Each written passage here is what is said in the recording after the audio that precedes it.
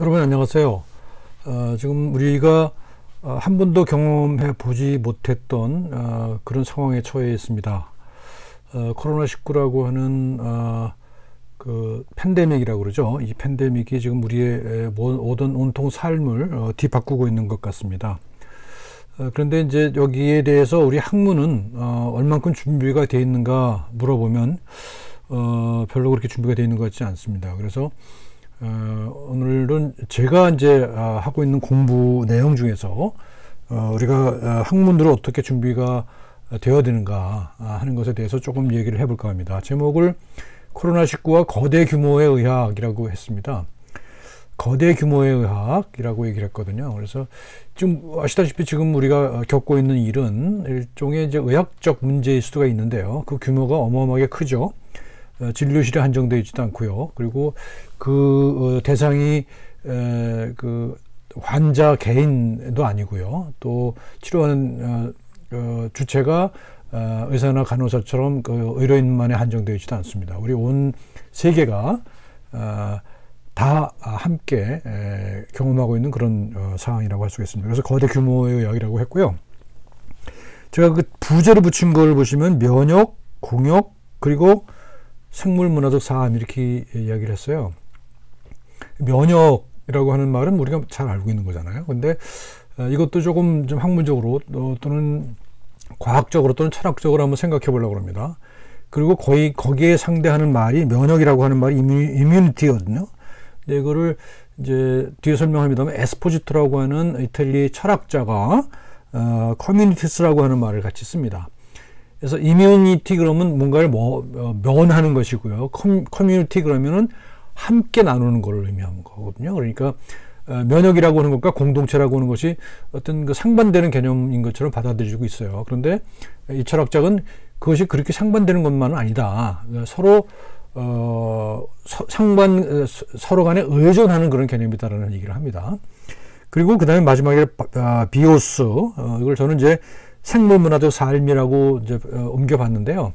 요게 에스포지토라고 하는 철학자가 쓴 3부작입니다. 3개의 저서거든요. 이게 그렇게 연결돼 있어요. 그래서 그 이야기를 오늘 같이 좀 해보려고 합니다. 순서는 이렇게 봤습니다. 먼저 역병의 역사를 살펴보고요. 그러니까 우리 역사상 보면 역병이 뭐 지금 우리가 겪고 있는 거는 그건 그 정도에 있어서는 우리 조상들이 겪었던 거에 비하면은 엄청 약한 거라고 볼 수가 있습니다. 그런 역사를 한번 살펴볼 것이고요. 그 다음에 지금 설명드렸습니다만 역이라고 하는 말이 있어요. 역. 우리는 보통 이 역을 많이 쓰잖아요. 병이 든다고 하는 그 말. 이 바깥에 이게 병들 역자거든요. 이 역자를 많이 쓰지만 이거는 같은 말에서 유래한 거라고 볼 수가 있어요. 이렇게 가열행자에다가 이 창술자를 쓰는 역이. 이거는 뭐냐면 부역이라는 뜻이죠. 뭔가 임무를 수행하는 겁니다. 나한테 주어진 임무, 의무, 책임, 거기에는 임무, 의무와 책임도 있습니다만 일정 정도의 권리도 포함되어 있는 거라고 볼 수가 있어요. 그래서 이 역, 질병이라고 하는 역과 이 부역이라고 하는 또는 책임이라고 하는 이 역자는 상당히 관련을 가지고 있어요. 이 앞에 이제 부수만 좀 다르죠. 요거냐 아니면은 요거냐라는 거죠. 그래서 그 차이를 그런 차이가 있지만 상당히 연결을 되어 있었다고 하는 사실을 한번 살펴볼 겁니다. 어원을 따져서요. 그리고 이제 무누스라고 하는 말이 있어요. 무누스. 이게 이제 에스포지토가 찾아낸 말인데요.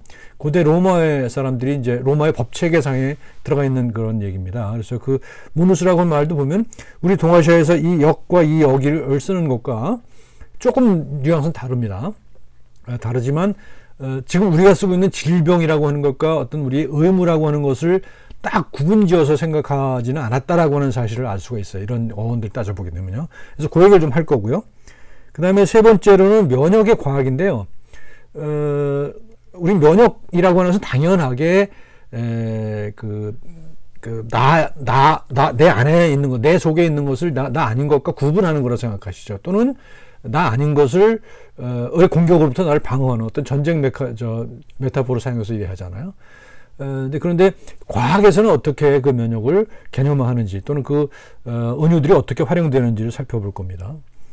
그 다음에 지금 우리가 보는 것처럼 우리가 의라고 하는 것, 이 의라고 하는 말 있죠? 의라고 하는 말이 이제 이것도 이제 역사를 살펴봐서 어떻게 활용됐는가 하는 점을 이야기해 볼 겁니다. 그래서 질병에 사용되죠. 당연히 이제 의라는 게 질병을 다스리는 거니까요.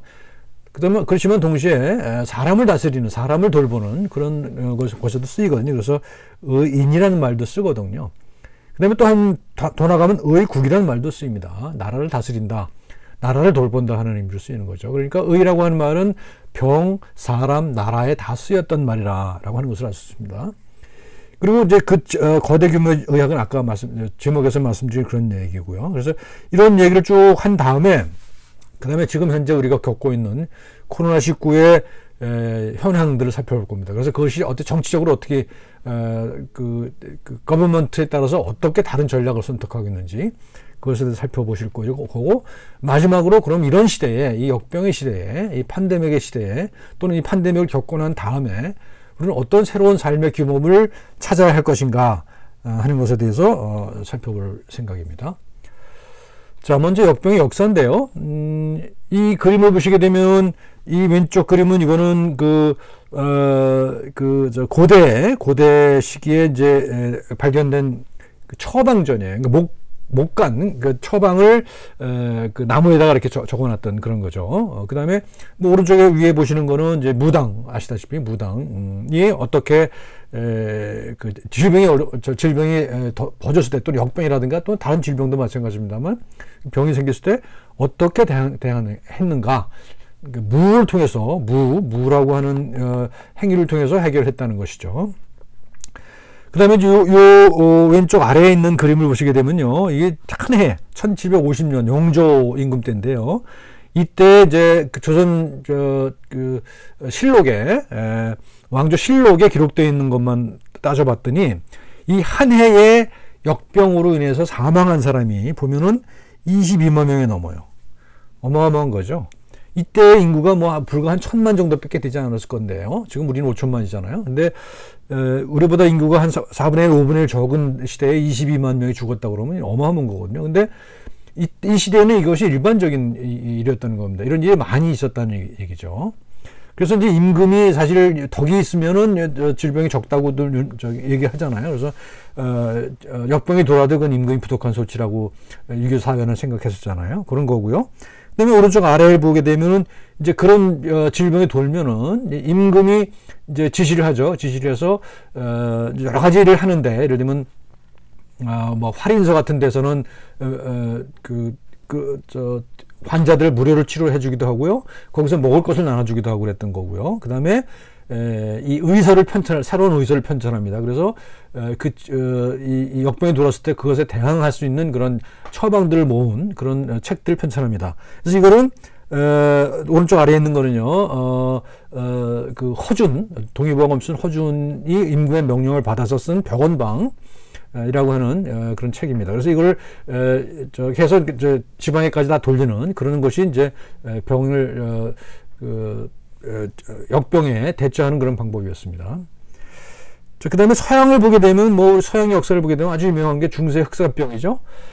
중세의 흑사병은 14세기에 이제 유럽에 어마어마하게 퍼졌던 병인데, 얼마나 참혹했는지를 그림으로 그려주고 있잖아요. 그런데 이것은 뭐 인구의 3분의 1 내지 4분의 1이 죽었다고 그러잖아요. 어마어마한 거죠. 이 질병이 한번 돌고 난 다음에 유럽의 질서가 완전히 뒤바뀌죠. 그러니까 이 질병이 있고 난 다음에 믿었던 그 종교도 이제 무너지기 시작합니다. 그래서 이제 결국은 뭐 한참 시간이 경과한 다음입니다만 종교개혁도 일어날 수 있고 그랬다는 것이죠. 그렇고요. 그 다음에 이제 19세기까지도 사실은 이런 전염병들이 굉장히 유행을 했거든요. 특히 이제 콜레라, 아까는 패스트죠. 그 다음에 천연두가 굉장히 또 독성이 강한 질병이었고요. 뭐 발진 티푸스, 뭐 장티푸스 이런 것들이 굉장히 많았어요. 근데 대개 다 세균성 질환인 거죠. 그래서 이런 거는 대개 위생 또는 영양과 관련된 거라고 볼 수가 있습니다. 하지만 그 당시까지만 하더라도 19세기 중후반 이후까지만 하더라도 이게 이유가 뭔지 몰랐죠. 그래서 주로 장기설이라고 하는 이론에 의해서 나쁜 공기가 병을 옮긴다 이렇게 생각했던 것이죠. 세균의 존재조차를 알지 못했었으니까요. 그래서 19세기에 이런 역병이 많이 있었고요. 그 다음에 이제 요즘에 다시 주목을 받고 있는 겁니다만 20세기 1918년 경에 스페인 독감이라고 하는 것이 이제 전 세계를 강타를 하죠. 1차 대전 막바지입니다. 이때 전 세계적으로 보통 4천만 명 내지 5천만 명이 죽었다고 그래요. 어마어마한 거죠. 그러니까 전쟁 때 죽었던, 전쟁 총에 맞아 죽은 사람보다도 몇 배가 훨씬 많은 사람들이 전쟁 막바지에 이 스페인 독감이라고 하는 병에 걸려 죽죠. 그게 이제 그 당시에 이제 그림들인데, 이제 이때 뒤에 설명합니다만, 이게 이 병이 왜 스페인 독감이라는 이름이 붙었는가 하는 게 또 재밌어요. 이게 우리가 정치랑 관련돼서 설명할 필요가 있는 거거든요. 왜냐하면 그 당시에 각국 정부들이 이 질병 정보를 아주 심하게 통제를 했다고 그러죠. 그러니까 사람들은 죽어나가는데 이게 이제 언론에 보도가 안 되는 거예요. 그러니까 불안할까봐 그러는 거예요. 사회가 불안할까봐 이거 정보를 통제하는 거죠. 요즘도 그런 나라들이 있지 않습니까? 그러니까 통제는 되는데 엄청나게 더 빠른 속도로 퍼져나갔겠죠. 정보가 통제가 되니까요. 그랬었는데 그 당시에 중립국이었던 스페인은 그렇지 않았다는 거죠. 그러니까 전쟁하고 관계가 없었기 때문에 여기는 정보 통제가 안 됐다는 거예요. 그러니까 거기 스페인사에서 벌어지는 일들에 대한 소문들이 많이 퍼져나갔겠죠. 그러다 보니까 이게 이름이 스페인 독감이 됐다는 겁니다. 그러니까 스페인하고 아무 관련이 없는데 그런 이름을 갖게 됐다는 아이러니한 사실이 있습니다. 이걸 이제 우리가 생각해 볼 필요가 있겠죠. 지금 우리가 지금 코로나를 대응하는 그런 전략하고도 관련해서 생각할 필요가 있습니다. 정보가 투명하게 공개되는 것이 옳으냐 하는 그런 거를 다시 한번 생각해 볼 수 있는 것이죠. 그리고 이제 이 코로나는 21세기 역병이라고 할 수가 있어요. 그 스페인 독감이 있고 난 지 100여 년이 지난 다음이죠, 지금. 그래서 이거는 시대가 달라졌죠. 그렇죠? 시대가 달라졌어요. 시대가 달라져서 대응하는 방식도 달라지고 전략도 달라질 수밖에 없는 겁니다. 그래서 이런 21세기 역병이 이제 들어왔고요. 그 이제 역사를 설명했고요. 그 다음에 이제 아까 잠깐 소개해드렸던 것처럼 역이라고 하는 말, 또 이역, 또 모누스라고 하는 말, 이것은 어원을 가지고 한번 살펴보도록 그렇게 하겠습니다. 먼저 말씀드린 대로 이 역은요, 이게 창 숫자거든요. 그 다음에 여기 이제 이렇게 갈행이 있어요. 그러니까 사람이 병사가 창을 들고 왔다 갔다 하는 모습을 형성한 거죠. 그러니까 중세 시대까지만 하더라도 동아시아에 병역을 했잖아요. 병역, 그다음에 부역을 했잖아요. 그러면 병역을 하면 농사 짓다가도 이제 군역을 간단 말이죠. 그러면 거기서 가서 이제 창을 들고 왔다 갔다 했다는 그래서 역자가 있었다고 그러는 겁니다. 근데 이게 이제 요게 앞에가 요 행자가 이걸로 역자로 대체가 되면서 이게 병이 되는 거죠. 그러니까 병이라고 하는 부담, 일종의 부담, 의무로 이제 얘기됐다는 겁니다. 그러니까 이 역자는 하나는 병이고 하나는 군역이나 부역이지만 결국은 부담이라고 하는 점에서 같은 거죠. 공통점을 가지는 것이죠. 그래서 이제 면역, 그러면 이 면역은 부역에서 군역에서 면제되는 거고요. 이 면역, 그러면 이거는 역병에서 면제되는 것을 의미했던 것이죠. 그래서 이게 같은 뿌리를 가진다는 거고요. 서양에서는 특히 이제 모누스라고 하는 말이 쓰이는데 로마에서는요. 이거는 지금 우리가 가지고 있는 그 개념하고 많이 달라요. 우리는 권리라고 하는 것과 의무라고 하는 것을 딱 구별지어서 생각하잖아요. 그건 우리의 사고방식이에요. 우리 언어 속에 배어 있는 거예요. 근데 이 모누스라고 하는 말을 잘 살펴보면 이 사람들이 이런 것들을 어떻게 이것에 대한 가졌던 개념이 지금 우리가 가진 개념과 완전히 다르다는 사실들을 알 수가 있습니다. 이게 모누스라는 것은 뭐냐 하면 이런 여러 가지 의미가 있어요. 관직이라고 하는 의미가 있고요. 내가 그 공공 서비스를 내가 해야 된다는 겁니다. 그러니까 우리 는 공공 서비스예요, 일종의. 그 다음에 어떤 의무라는 뜻도 있고요. 책무라는 뜻도 있고요. 또 주어야 할 선물이라는 뜻도 있습니다. 선물. 그러니까 그 당시에는 뭐냐면 선물이라는 뜻은 무슨 뜻인가 하면 우리는 줘도 고만 안 줘도 고만이 선물이라고 생각하잖아요. 그런데 이 당시에는 내가 뭔가를 받으면은 반드시 갚아야 된다고 하는 그런 어떤 의무감이 있었다고 하는 사실들을 알 수가 있는 거죠. 이 모누스라고 하는 말은 그런 것과 같이 붙어 있었다고 하는 거예요. 우리는 법적인 의무로 명확히 규정된 것만 수행할 의무가 있는 거지만 고대 시대에는 그렇지 않았다는 겁니다. 그러니까 이것이 우리 몸속에 박혀 있었다는 거예요. 법책도 그랬고요. 법도 물론 있었습니다만 그 법이 지금처럼 명확하게 규정된 그런 의무 책무를 가지는 것이 아니라 내가 받았으면 줘야 되는 것을 당연하게 여겼던 그런 때에 있었다는 겁니다. 그래서 이제 만약에 예를 들어서 고대 그리스에서요, 어떤 내가 면역을 받았다. 그러면 내가, 이방인이다. 예를 들어서, 로마 시민이 아니다. 그러면 이제 예를 들어서 그리스에 있던 사람이 들어왔다. 그러면 이 사람은, 이런 문호수를 가지고 있지 않은 거예요. 그러면 책무도 없고 의무도 없지만 또 동시에 보호받을 수 있는 권리도 없는 거죠. 그런 게 면역이었어요. 그 당시에는. 그래서 그걸 이제 이뮤니타스라고 이제 얘기를 하죠. 그러니까 보호받을 수도 없고, 그죠? 그러니까 아주 상당히 이중적인 의미를 가지고 있는 거죠. 권리인 동시에 의무인 거. 그러니까 내가 힘든 노역은 안 해도 되지만 또 동시에 보호도 받지 않는다라고 하는 것이 이렇게 두 개가 묶여 있었다는 겁니다. 고대에는. 그게 이제 지금 우리가 코로나 사태를 바라볼 때 요 개념들이 상당히 의미가 있는 거라고 저는 생각을 해요. 우리가 설명을 에스포지토라고 하는 철학자도 그런 비슷한 생각을 하는 거고요. 그래서 이 개인에게 이제 면제된 그런 것이 이뮤니타스고요. 그다음에 이것을 이제 공공이 같이 공동에 속하는 것, 그런 의미가 이제 커뮤니타스인 것이죠. 그래서 이것을 저는 공역이라고 이렇게 번역을 해봤어요. 지금 설명드린 게 굉장히 혼란스러우실지 모르겠는데요. 우리가 가지고 있는 개념과 영 다르기 때문에 그렇습니다. 그래서 이런 걸 가지고 있다는 거고요.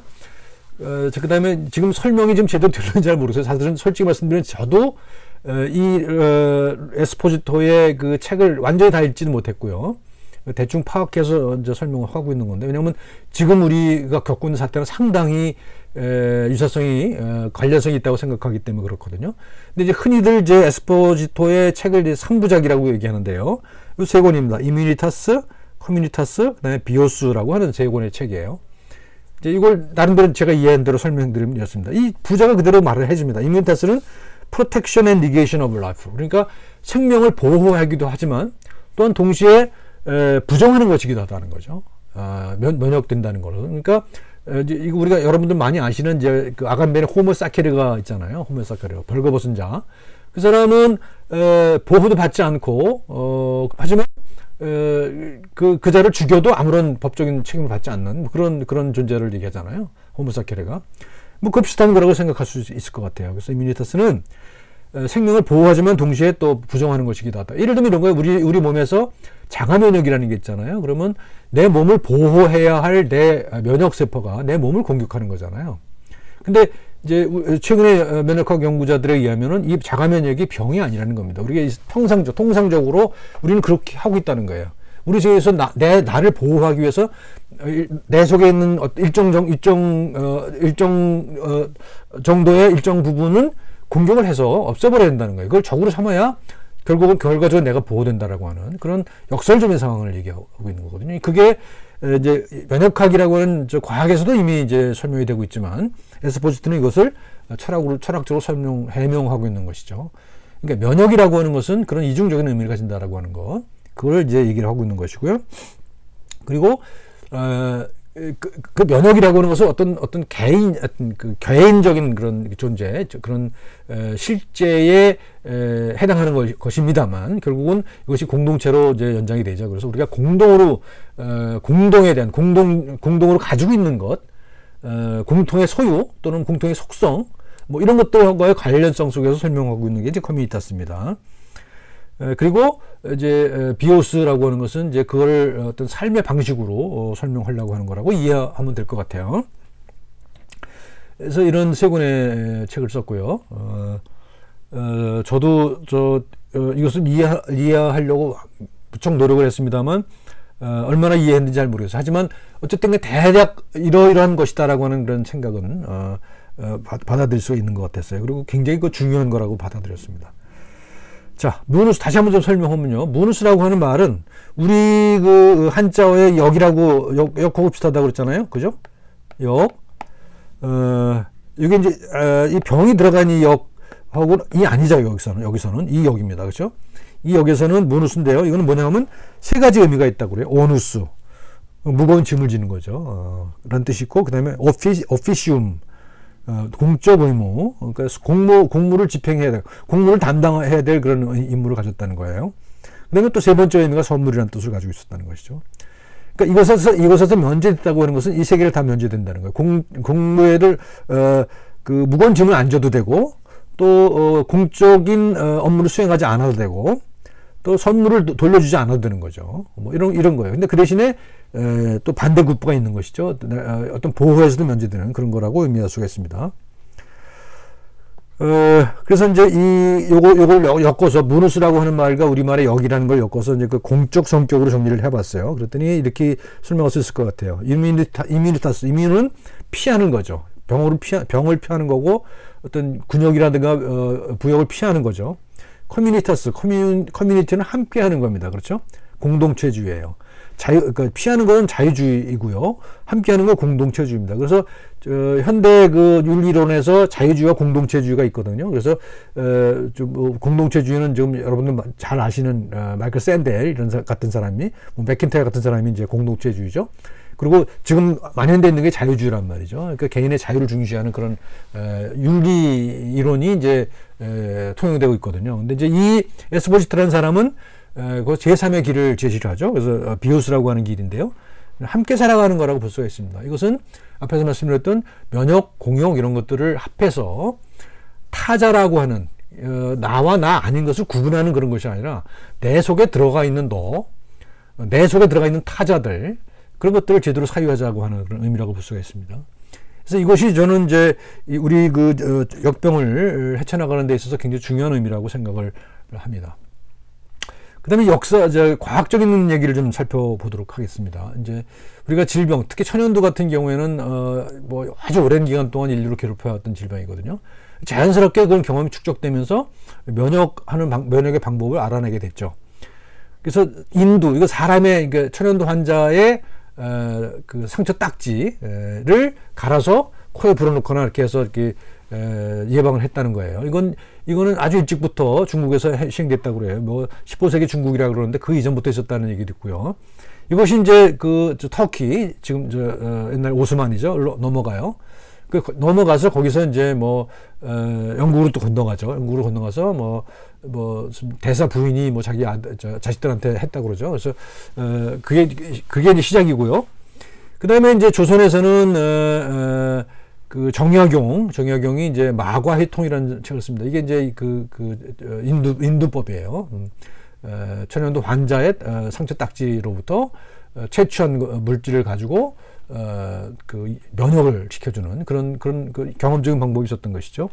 그리고 이제 일반적으로 많이 쓰는 우두는 이제 우리가 잘 아는 에드워드 제너, 그리고 조선의 지석영이 뒤로 와서 본격적으로 시행하게 됐고, 그 이후 엄청난 효과를 봤고, 인류가 정복한 거의 유일한 전염병으로 되어 있죠. 지금은 이제 1960년대 이후에 한 번도 발생한 적이 없다고 그러죠.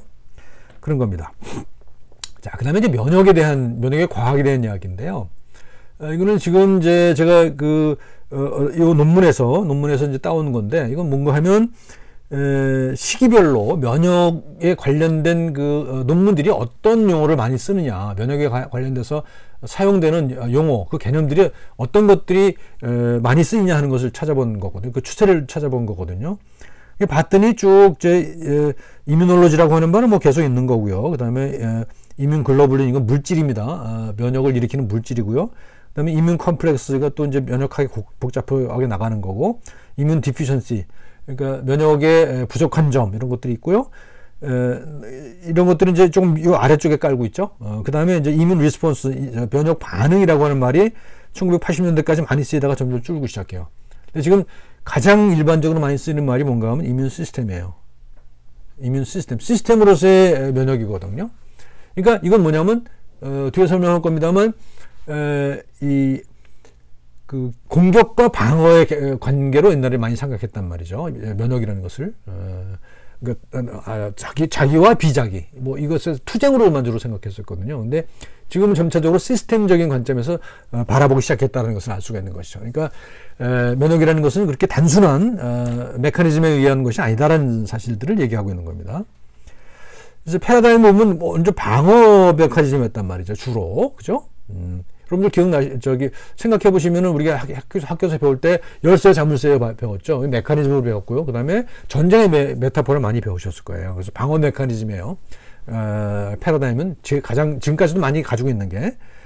그 다음에 이제 아실까 모르겠는데 클론 선택이라는 게 있습니다. 우리 면역 세포가 백혈구가 주 면역 세포잖아요. 그러면 백혈구는 오리몸이 돌아다녀요. 그러다가 이제 어떤 그 항원이 들어온단 말이죠. 예를 들어서 뭐 코로나가 됐든 뭐가 됐든 들어와요. 그러면 그것에 맞는, 그것에 적합한 면역 세포가 확 증식을 한다는 겁니다. 그래서 이렇게 이거 이제 클론이라고 그러는데요. 클론. 클론이 이제 그런 것이 이제 더 많아지는 거예요. 그러면서 거기에 대한 방어 메커니즘 생긴다. 이게 이제 클론 선택 이론이거든요. 클론 선택 이론이고, 또 한 가지는 지금 많이 논의가 되고 있지 않는데요. 면역 네트워크라고 하는 개념이에요. 그건 뭔가 하면 좀 설명 좀 해볼게요. 이해하시기 쉽지 않을 텐데, 이거는 면역이라고 하는 것을 나와 나 아닌 것의 투쟁으로 보는 게 아니라요. 너를 포함한 나의 정체성을 만드는 과정으로 보는 겁니다. 그러니까 내 몸속에는 림프구들이 굉장히 다양한 것들이 있죠. 근데 그것들이 개별적으로 행동한다기보다는요, 그것들이 서로 간에 어떤 관계를, 네트워크를 이루고 있다는 거예요. 그래서 그 관계가 나의 정체성이라는 겁니다. 그러니까 나의 정체성이라는 것은 내 면역세포들의 관계망이라는 거예요. 거기서 예를 들어서 어떤 외부에 어떤 것이 들어왔다고 칩시다. 그러면 그 물에 뭘 던지면 출렁이듯이 나 전체의 정체성이 전체가 흡출렁인다는 거예요. 그래서 그것이 물론 처음에 그게 만약에 엄청난 큰 돌멩이라고 그러면 그물이 찢어질 수도 있겠죠. 그러면 내 면역계가 망가지는 거고, 그렇지 않은 것, 견딜만 한 거라고 한다면 그것을 수용해서 어떤 새로운 정체성을 만들어 나가는 것, 그게 이제 내 정체성이라는 거예요. 그래서 면역 네트워크라고 얘기를 하고, 면역에 관련된 인지 패러다임이라고 그러기도 합니다. 그래서 외부와 내부의 관계를 만들어 나가는 것이 면역이다라는 얘기예요. 이제 이게 사실은 우리가 이 코로나 사태에 대해를 설명할 때도 상당히 중요한 의미를 가지는 거라고 저는 생각합니다. 그런데 안타깝게도 지금 면역학, 과학계에서는 이런 패러다임에 의해서 연구가 별로 되고 있지 않아서 좀 안타깝긴 합니다. 근데 그 이유가 또 나름대로 있습니다만, 지금 할 얘기가 아니니까요. 넘어갑니다. 자, 면역의 은유입니다. 말씀드린 대로 열쇠와 자물쇠의 은유를 많이 썼죠, 우리는. 그래서 항원과 항체가 이렇게 맞물려서 반응이 일어난다, 이렇게 배웠고요. 그 다음에 전쟁의 메타포를 많이 썼어요. 그죠? 잡아먹고, 식균세포가 박테리아가 들어오면 막 잡아먹잖아요. 바이러스가 들어와 잡아먹고 막 그러잖아요. 그런 걸로 봤고, 또 이제 최근에는 자기와 비자기를 나눠서 설명하는 거죠. 그래서 자가 면역 질환이라는 것은 내 안에 있는 거를 내가 공격하는 거잖아요. 그러니까 자기와 비자기라고 하는 것이 있었고, 지금 방금 설명한 대로 정체성이라고 하는 관점에서 면역을 바라볼 수도 있다라는 겁니다. 이런 저기서 보여드린 거는 그런 거예요. 이 전쟁 메타포가 이분의 여기 달려 있죠. 코로나19 박살이라고 하는 그 표를 달고 있어요. 이게 바로 그런 전쟁 메타포를 대표하는 거라고 볼 수가 있습니다. 자, 그 다음에 이제 우리가 역사적으로 이런 역병들을 대하는 에 대해서 어떤 전략들, 여기 대하는 전략들을 아까 잠깐 설명드린 대로 이런 식으로 했죠. 의병, 의인, 의국. 병을 치료하고 사람을 돌보고 나라를 다스리고 하는 것이 다 이런 거고 관련이 있다는 겁니다. 그리고 왼쪽에 보여드린 이거는 이제 의라고 하는 말이 형성되는 그런 과정을 설명드리는 거거든요. 이제 결국 무에서 왔다는 거예요. 무당. 왔던 거고, 지금 우리가 이 의자를 많이 씁니다만, 이 의자는 이 밑에 이 술유자 대신에 무당 무자를 쓰기도 한다. 그러니까 이게 상당히 주술적인 것과 관련이 돼 있다는 사실들을 알 수가 있는 것이죠. 그게 주술적인 거라서 그게 없이 여겨도 된다는 뜻이 아니라 오리진이 그렇다는 겁니다. 기원이 그렇다는 거고요. 그리고 그 기원이 지금까지도 어떤 일정 정도 유지되고 있다라고 볼 수가 있다고 볼 수가 있습니다.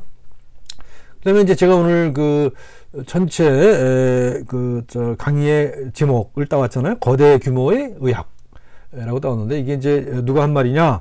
루돌프 비르쇼라고 하는 독일의 유명한 병리학자이고 사회의학자입니다. 이 사람이 이런 얘기를 했어요.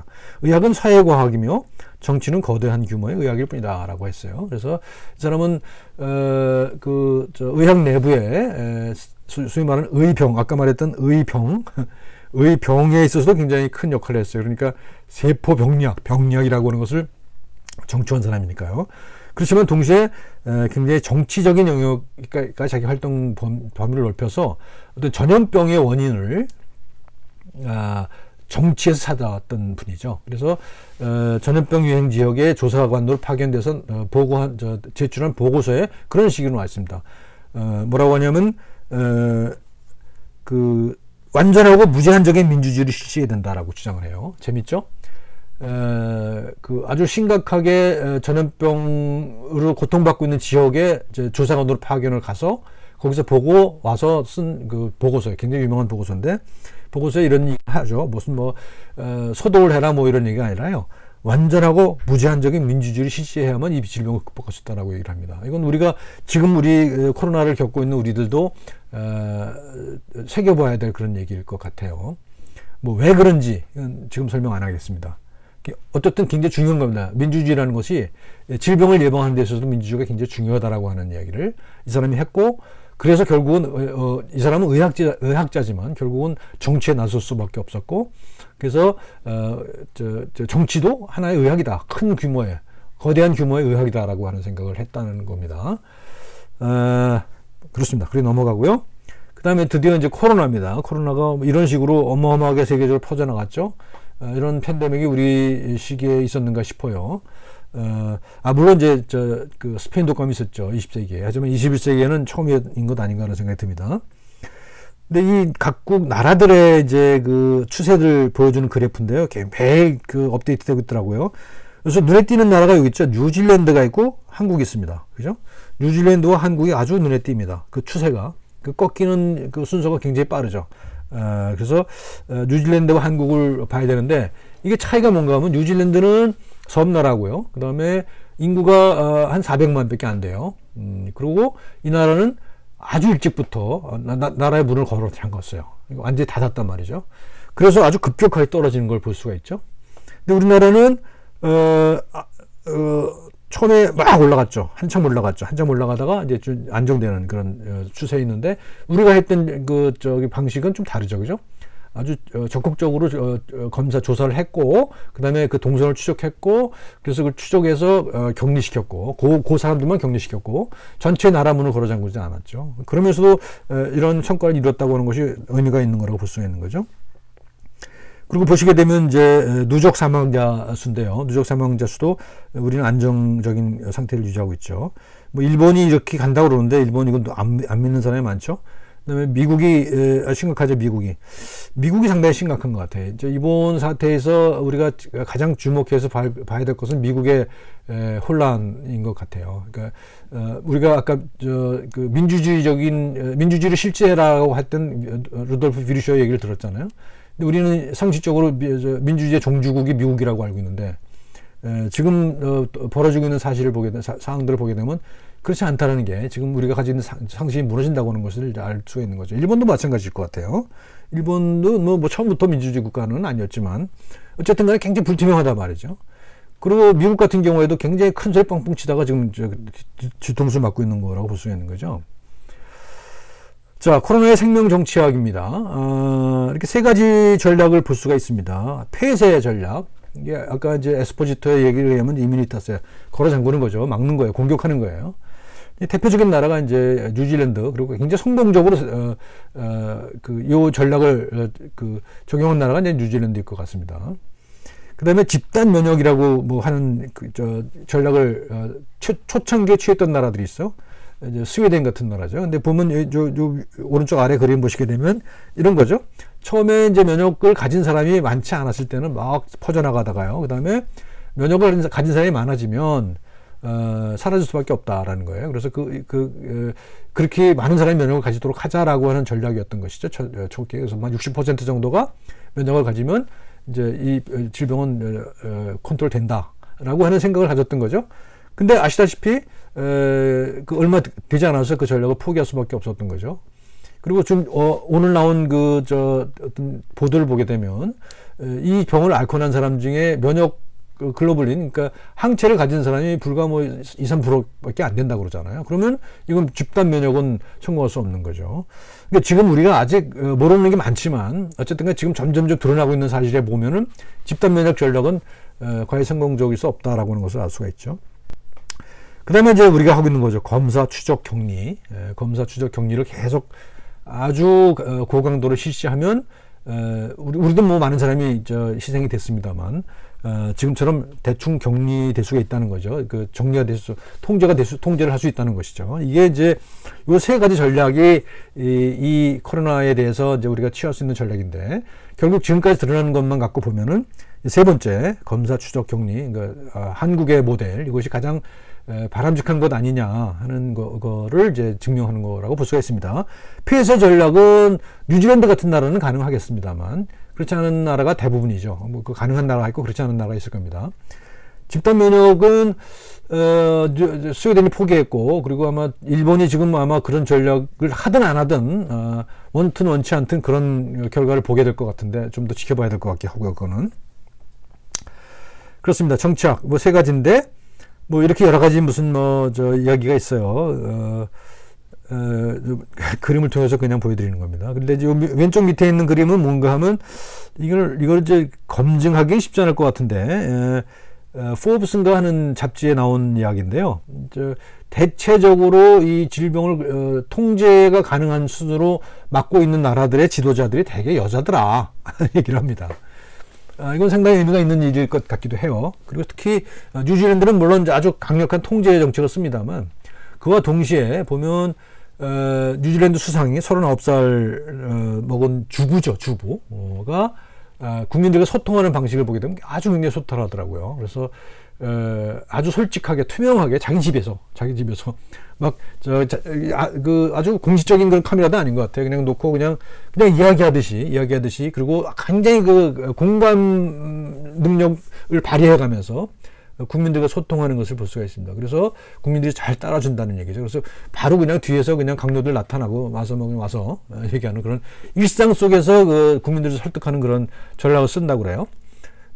그래서 그게 이제 굉장히 먹혔다라고 하는 그런 기사를 읽은 적이 있습니다. 우리나라도 예를 들면 외신에서도 다루죠. 우리나라의 그 정은경 본부장 같은 양반이 아주 침착하고 투명하고 그죠? 그리고 숨김이 전혀 없이 솔직하게 모든 정보를 공개하는 그런 것들이 국민들한테 신뢰를 줬다라고 하는 것을 월스트리트 저널에 나온 기사를 본 적이 있습니다. 반면에 일본이라든가 미국 같은 경우는 그렇지 않죠, 그죠? 아베는 뭐 올림픽 때문에 문제 없다고 했다가 지금 이제 큰 사달을 맞고 있는 거고요.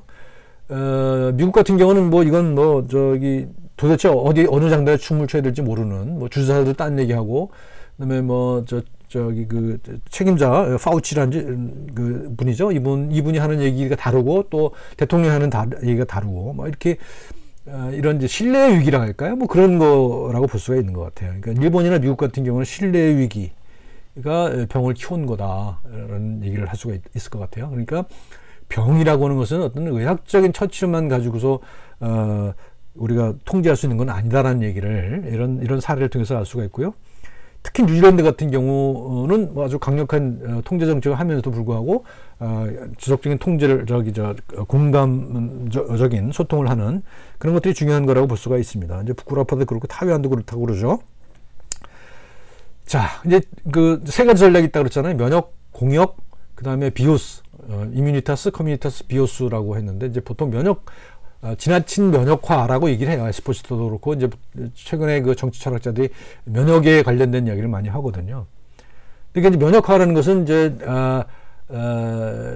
나를 닫는 거죠. 나를 닫는 거예요. 나를 닫고, 나한테 뭔가 위해를 가질 가능성이 있는 것들을 공격해서 없애버리는 전략이 면역화 전략이라고 볼 수 있거든요. 그러니까 배제, 제한, 파괴 이런 거죠.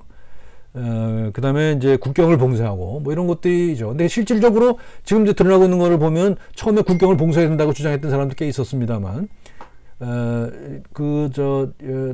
바이러스가 이제 진화하는 거를 따져보면 국경 봉쇄가 답이 아니다라는 사실들을 과학적으로 증명해낼 수가 있죠. 중국을 막았다 하더라도 이 팬데믹을 막을 수는 없었다라고 하는 것이 일반적인 주장입니다. 그다음에 재밌다고 그러는 게 좀 이상합니다만, 의사협회 회장인데 이 사람이 좀 하는 행동이 아주 면역적이에요. 그래서 그 전문가들이 예를 들어서 어떤 분이 칼럼을 썼어요. 칼럼을 써서 공공의료가 답이다. 지금 뭐 사립 의료기관들이 이 사태에서 기여했다고 하는데 그렇지 않다. 공공의료의 답이다라고 하는 칼럼 썼어요. 그랬더니 이 의협회 이 사람이 회장을 맡고 있는 의사협회에서 뭘 했는가 하면 이 사람을 윤리위원회에 회부했어요. 참 재밌는 일이죠. 이런 일들이 벌어지고 있습니다. 그 다음에 미국 같은 경우에는 지금 주지사들이 밖에 못 나오게 하니까 이렇게 총을 들고 나와서 뭐 자유를 달라 뭐 이렇게 외치고 있잖아요. 이런 것들이 참 어떤 아주 지나치게 어떤 한쪽으로 치우친 그런 전략들 아닌가 그런 생각을 합니다. 그렇죠? 저기 뭐 미국의 여러 도시에서 셧다운을 풀어라. 록다운을 풀어라.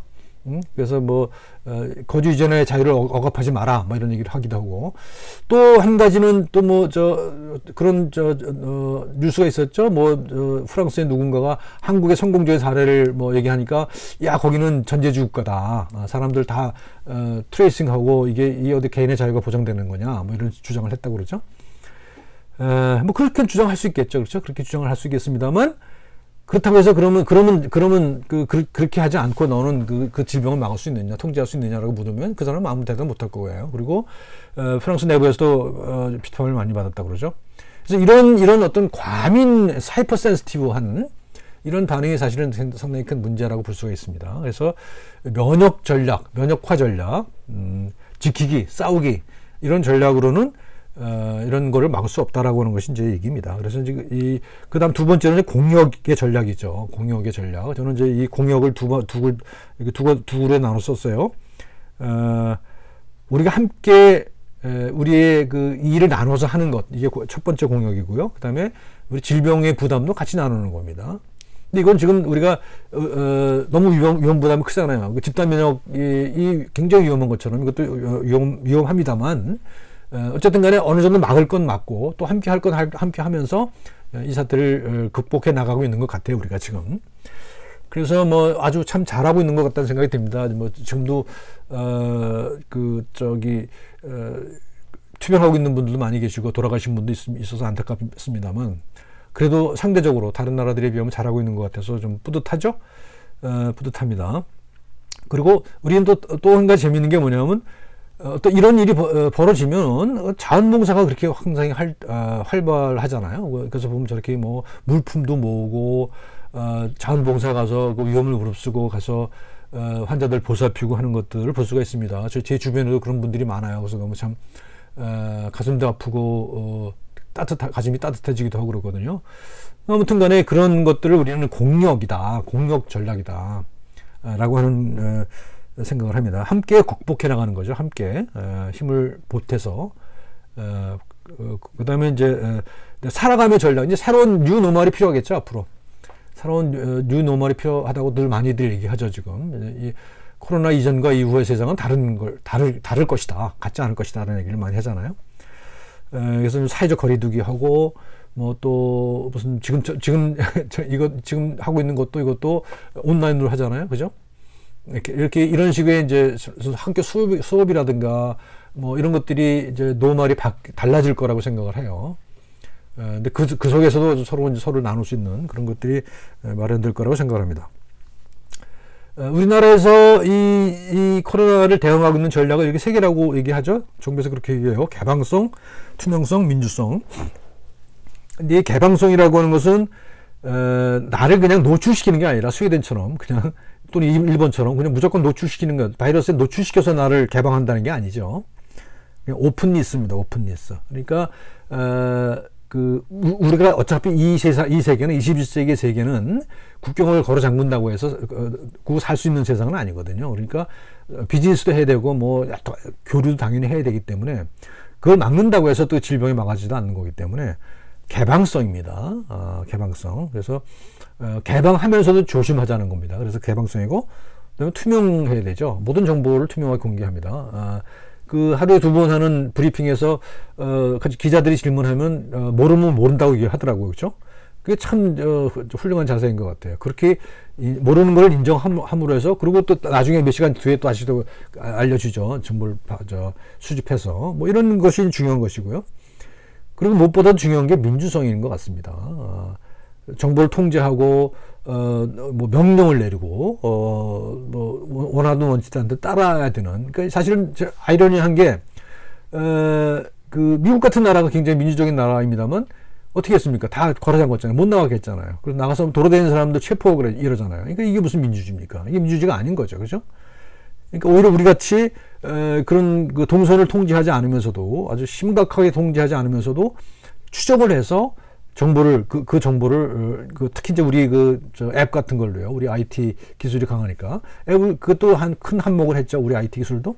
그래서 그런 것들을 통해서 아주 깨끗하게 공개하는 거죠. 그래서 저도 이제 가끔 앉아보면 비상 문자 오는 거 보면 딱 알 수가 있죠. 우리 동네에 어떤 확진자가 어디를 갔었구나. 금방 알죠? 그러니까 이만큼 통제할 수 있었던 건 아닌가 그런 생각이 듭니다. 그래서 이것이 이제 앞으로 뉴노멀이라고 그러죠. 이 뉴노멀에 있어서 굉장히 중요한 요소가 될 것이다. 그런 생각을 합니다. 정리하면 그렇습니다. 의병, 의인, 의국 이 세 가지가 우리가 이제 가야 될 길인데 이것이 서로 긴밀하게 연결되어 있다라는 겁니다. 그리고 서로 막을 건 막고 또 함께 나눌 건 나누고 그리고 내 속에 남을 다른 사람을 보여줘 타자와 함께 가는 나라고 하는 존재 자체를 나의 정체성 자체를 타자와 함께인 나로 규정하는 것. 아주 분리된 나가 아니라 타인 내 속에 타인들이 많이 들어와 있는 그래야 진정한 의미의 그 삶을 살 수 있다.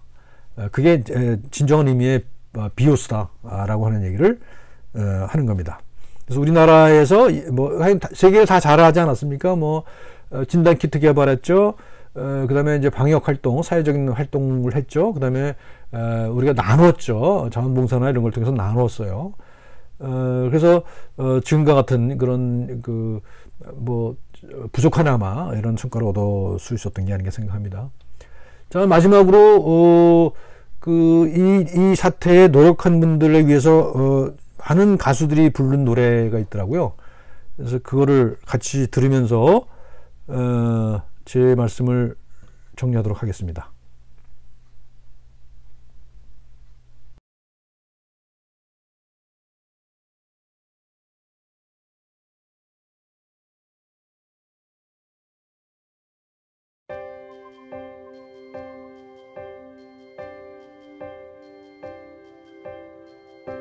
저들의 부르는 솔잎은 보라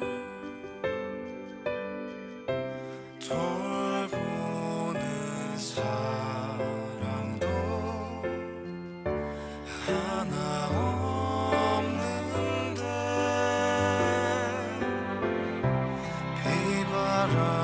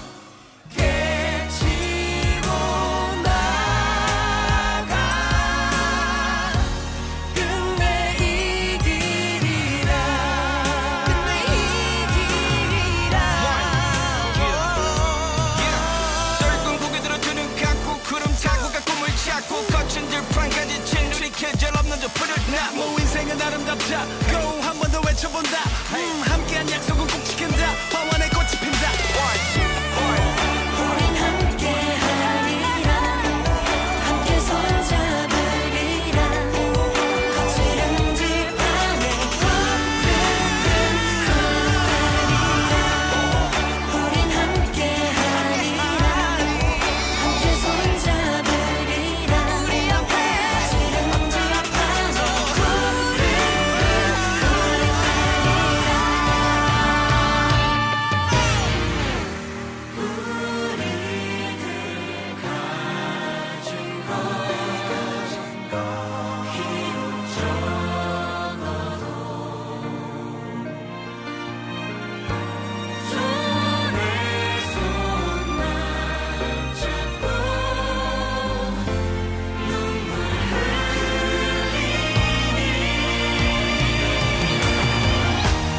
우린 나갈 길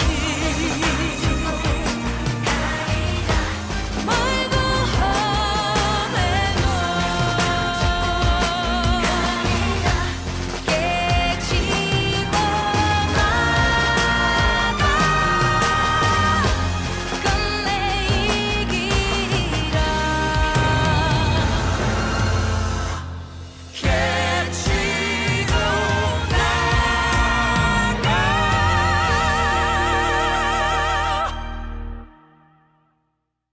보건의료인들의 헌신과 적극적인 방역 대책에 협조해 주신 국민들께 진심으로 경의를 표하는 바입니다. 그